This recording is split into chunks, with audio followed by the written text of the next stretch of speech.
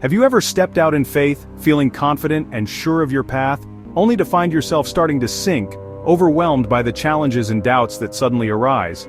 In Matthew chapter 14, we meet Peter in a moment that defines what faith and doubt really look like.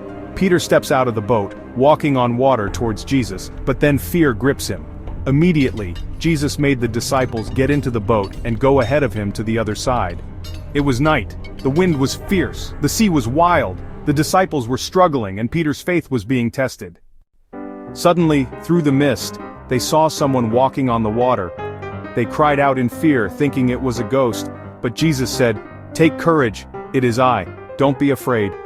Can you imagine the impossible happening before their eyes? Then Peter did something incredible, something that defied all logic and human understanding. He said, "Lord, if it's really you, tell me to come to you on the water." His voice was filled with a mix of fear and faith. Jesus answered with one word, "Come." It was a simple command, yet it held immense power. And Peter, just a fisherman, walked on water. He took one step, then another, his heart pounding with each movement. Not because he had power, but because he believed. But because his eyes were fixed on Jesus. His faith in Jesus made the impossible possible. But then, the wind howled. The waves crashed. Peter looked away. Fear replaced faith. And he began to sink. "Lord, save me!" he cried.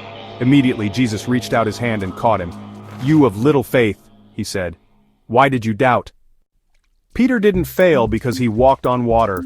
He succeeded in doing the impossible when he trusted Jesus. He fell when he took his eyes off the one who called him. The moment he focused on the wind and the waves, he began to sink. The same is true for us.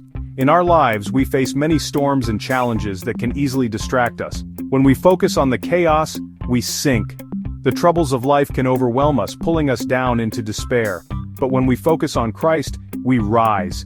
His presence lifts us above the turmoil, giving us peace and strength. Hebrews 12:2. Fix your eyes on Jesus, the author and finisher of your faith. He is our guide and our anchor. Today Jesus is still saying, "Come." He invites us to trust him, to step out in faith.